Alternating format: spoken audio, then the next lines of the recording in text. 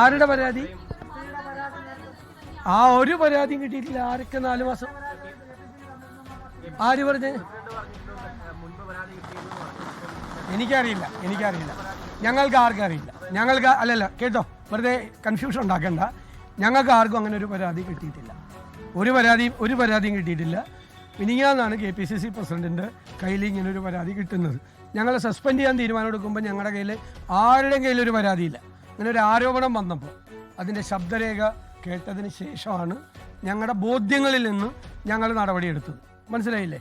ഇപ്പോഴാണ് ആദ്യമായിട്ടൊരു പരാതി നേരിട്ട് വരുന്നത്.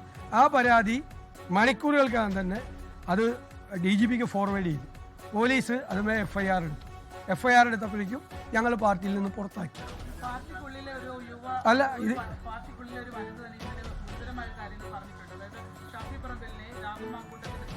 അതൊക്കെ നമുക്ക് അന്വേഷിക്കാവുന്ന കാര്യം. അതൊക്കെ നമുക്ക് അന്വേഷിക്കാം. ഇപ്പം ഞാൻ ചെയ്യട്ടെ, ലീഡർഷിപ്പിൽ ഞങ്ങളാണല്ലോ നിൽക്കുന്നത്.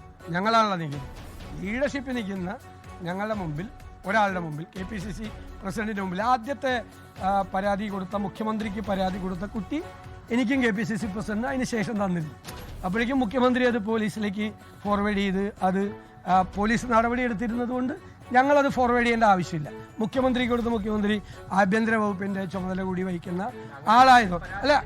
അല്ല നിങ്ങൾ ഞാൻ പറയട്ടെ അങ്ങനെ പറയല്ലേ. അത് പറഞ്ഞല്ലോ, അത് ഏത് പരാതിയാണ്? അത് ഈ ആദ്യത്തെ പരാതിയാണ്. ആദ്യത്തെ പരാതി മുഖ്യമന്ത്രിക്ക് കൊടുത്തു കഴിഞ്ഞിട്ട് ഞങ്ങൾക്ക് അതിൻ്റെ ഒരു കോപ്പി കൊടുത്ത കാര്യം പറഞ്ഞിരുന്നു. അപ്പോൾ മുഖ്യമന്ത്രി അത് ഫോർവേഡ് ചെയ്ത് അവിടെ തന്നെ നടപടി സ്വീകരിച്ചല്ലോ. അതിന് രണ്ടാമത്തെ പരാതിയാണ് ഞങ്ങൾക്ക് വരുന്നത്, അതായത് KPCC പ്രസിഡന്റ് വരുന്നത്. നിങ്ങൾ എന്തിനാ ഇത്തിരി ടെക്നിക്കലായിട്ട് പോകണം? നിങ്ങളുടെ ആവശ്യം അല്ലല്ല, അതൊക്കെ അദ്ദേഹം തീരുമാനിക്കണം. പാർട്ടിക്ക് ഒരു ബന്ധമില്ലല്ലോ, പാർട്ടിക്ക് പുറത്താണ് അദ്ദേഹം. അല്ല, പാർട്ടിയുടെ പുറത്തല്ല അദ്ദേഹം രാജിവെക്കാതിരിക്കുമോ?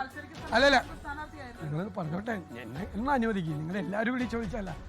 അദ്ദേഹം ഞങ്ങളുടെ പാർട്ടി ടിക്കറ്റിലാണ് ജയിച്ചത്. ആ പാർട്ടിയിൽ നിന്ന് അദ്ദേഹത്തെ പുറത്താക്കിയിരിക്കുകയാണ്.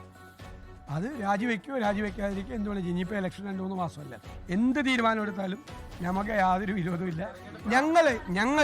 ഞങ്ങളൊരു പാർട്ടി എന്നുള്ള നിലയിൽ നമ്മുടെ രാജ്യത്ത് ഇതുപോലൊരു പാർട്ടി ഒരു തീരുമാനം എടുത്തിട്ടില്ല. നമ്മുടെ സംസ്ഥാനത്തും ഇതുപോലൊരു തീരുമാനം എടുത്തിട്ടില്ല. നിങ്ങൾ ആ തീരുമാനത്തെ ചില മാധ്യമങ്ങൾ അതിനെ അങ്ങോട്ട് സൈഡ് ലൈൻ ചെയ്തിട്ട് പിന്നെ ഇതിൻ്റെ സാങ്കേതികത്വം മറ്റൊക്കെ ചോദിക്കല്ലേ. ഈ സാങ്കേതികത്വമൊന്നും ഒരു റേപ്പ് കേസിൽ പ്രതിയായിട്ടുള്ള ഒരു MLA LDFിൻ്റെ കൂടെ CPMലിരിക്കുമ്പോൾ അവിടെ പോയി ചോദിച്ചിട്ടില്ലല്ലോ നിങ്ങളാരും. ആരെങ്കിലും ചോദിച്ചോ? മുഖ്യമന്ത്രിയോട് ഏതെങ്കിലും ഒരു വാർത്താ സമ്മേളനത്തിൽ എന്നോട് ചോദിക്കുന്ന എന്നെ മറുപടി പറയാൻ പോലും സമ്മതിക്കാതെ നിങ്ങൾ ചോദിക്കുന്ന ഈ ആവേശം മുഖ്യമന്ത്രിയുടെ മുഖത്ത് നോക്കി ആദ്യം പോയി ചോദിച്ചിട്ട് വാ.